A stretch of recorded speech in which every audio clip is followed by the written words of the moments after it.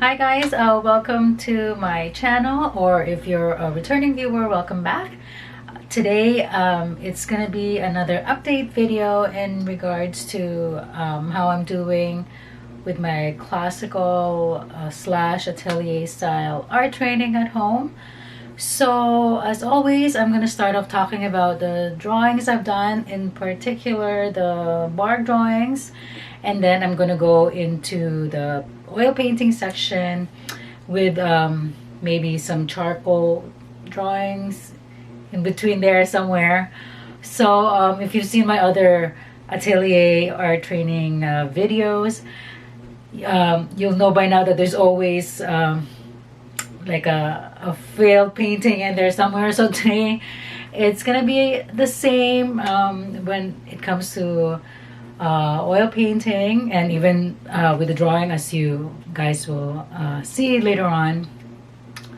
And also in terms of the work I've done, I'm gonna be upfront right now and say I haven't done as much as I've done in the past, just because the end of summer, beginning of fall is a bit of a funky time with me in terms of my mojo. So always around this time I always feel a bit off, so a lot of the days I wasn't able to actually do any of any art in terms of atelier style, but I'm always sketching though. But in terms of an actual finished work, yeah. So anyways, sorry for the long preamble as usual, as always. So let's take you now to the bark drawings first. Thanks. Okay, so in terms of the Charles bark drawings, since the last update, I've done basically two. So the first one is this one right here. Let's see if I can get a close up. Okay, and then the other one I have done is this horse head right here. So in terms of the bark drawings, actually for the first time in a while, I'm actually happy with both of these drawings and how they turned out. But I will admit that they now take me longer than they usually do, because now as you go on further into the book, they do get a bit more complicated in terms of doing the you know, the mid-tones, half-tones, and you know, like the light and the dark. So there's more a lot more of the nuanced shading now.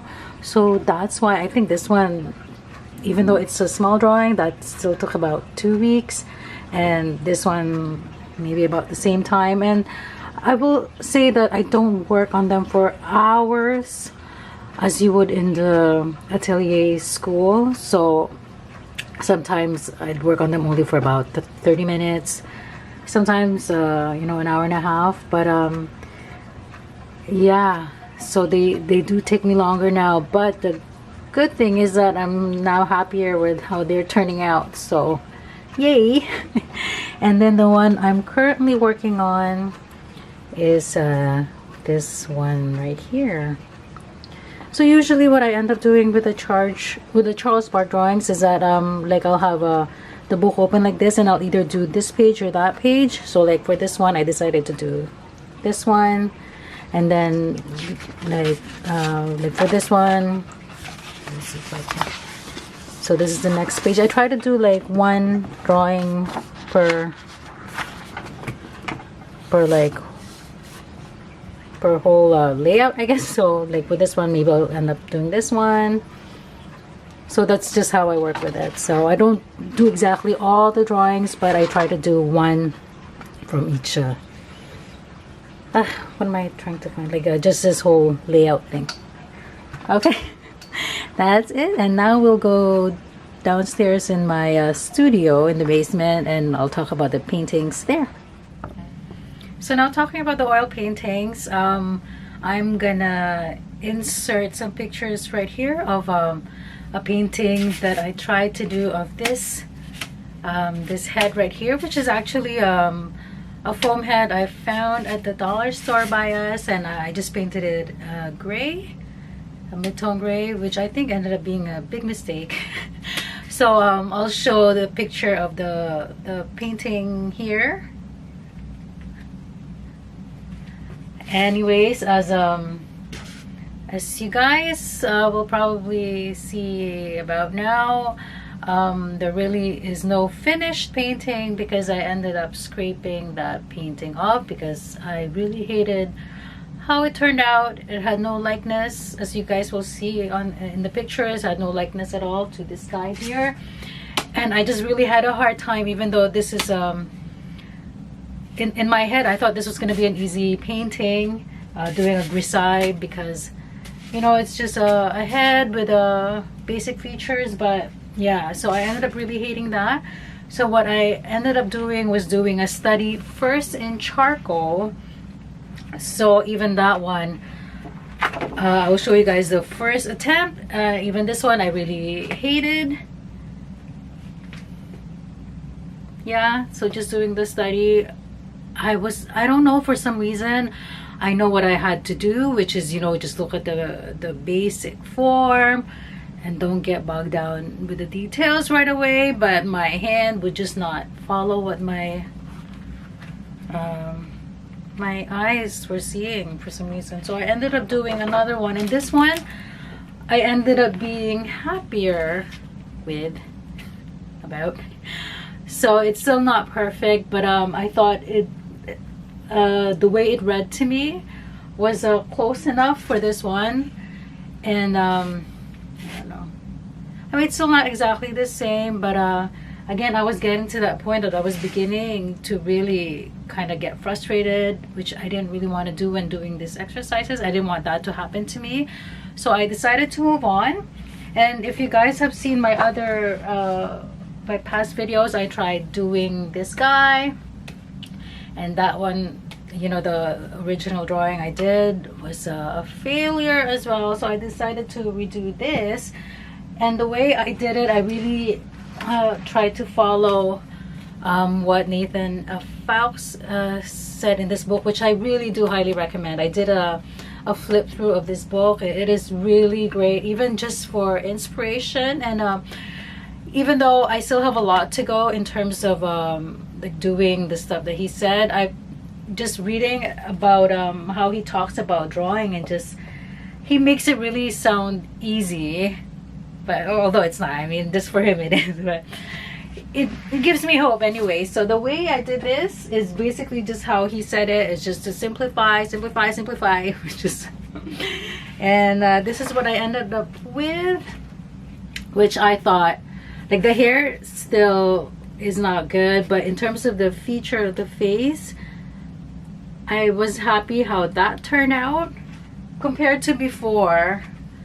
I'll see if I can insert a picture of the original drawing I did. But in terms of the feature, I find I caught the likeness with this one better than the first drawing. So again, I'm gonna try to do this, do another study maybe in charcoal again before I attempt a grisaille painting with this. All right, so after the charcoal drawings, now I'm gonna go into actual oil paintings that I ended up finishing. So the first one is this guy right here, which is actually the biggest oil painting I've done to date. And this is a copy of let me see, of Wilhelm Hammershøi's work. If I can find the page. Oh my goodness. If you guys have seen my other videos, you know how I love Hammershøi. Oh my gosh, he is like my, well, next to Van Gogh and Sargent, really, I just love his work so much. So I think moving forward, I'll be doing more of more master copies of his work. So this is the one I copied, and I'm not gonna call it a master copy because, as you guys can see, it's not exactly the same. And I will show in a closer detail because especially, let me see here, with the door, Hammershøi's work, really the edges are so subtle. It's just, it's amazing how he really just did that painting, and how he captures light in his paintings. So with mine, I know for sure my edges are too defined. And what else? Oh, so my white, I used, what are the colors I used here? Raw umber, ivory black, titanium white, and lemon yellow. So the white I used, titanium dioxide. It is too opaque, and I just saw a video of Stephen Bauman where he was talking about grisaille painting in 3 videos, and there he mentioned something about flake, the use of flake white and titanium, and I so agree with what he said about how titanium dioxide is just so opaque. Titanium white, sorry, I'm saying titanium dioxide, but titanium white is just so opaque that it really changes the painting, the look of the painting, because for sure Hammershøi, I don't think he used titanium white, because I don't think it was invented at the time that he was painting. So the use of the proper white really makes a difference. So I find my whites really are so harsh.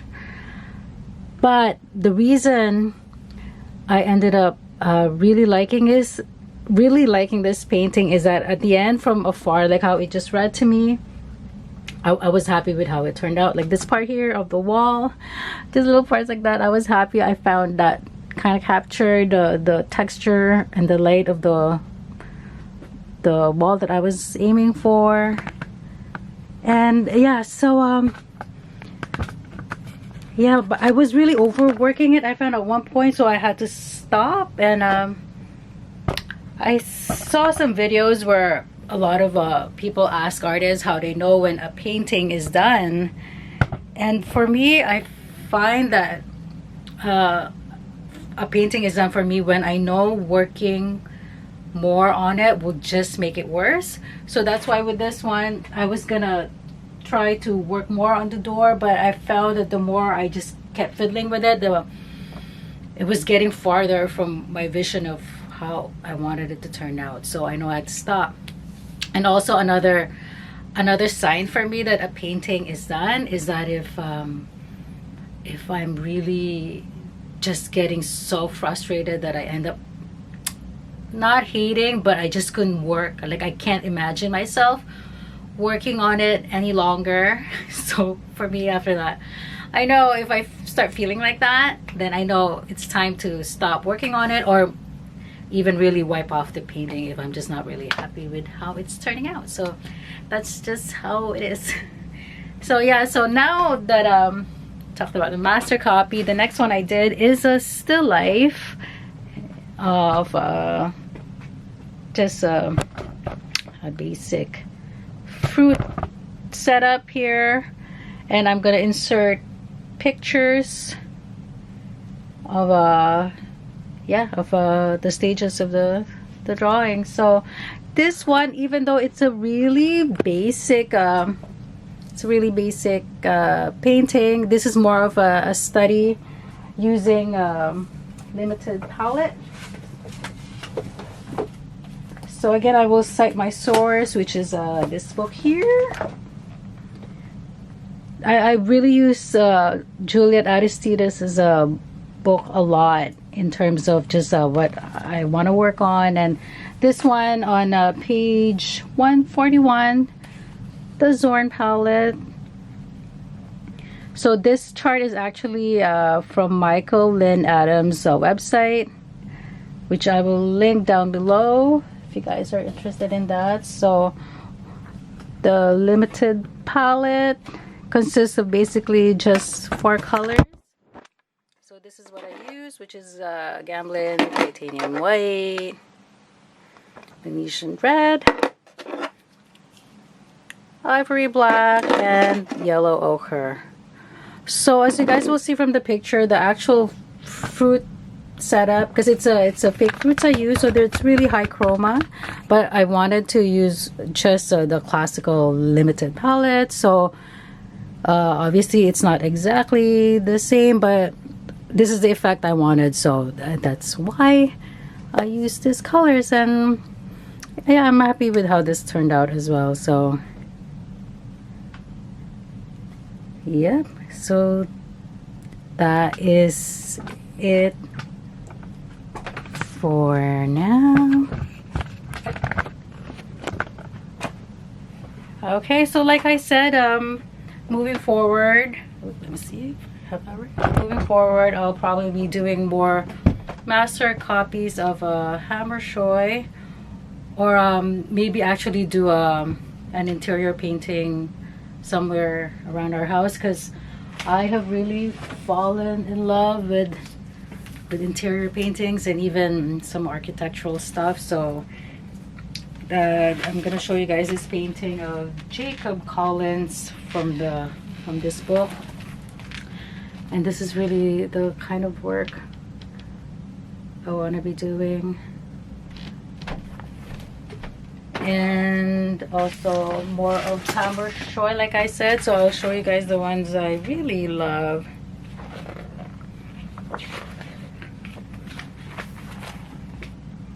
Like, this is the kind of stuff, if you guys are familiar with Hammershøi's work, so you guys will be familiar with these.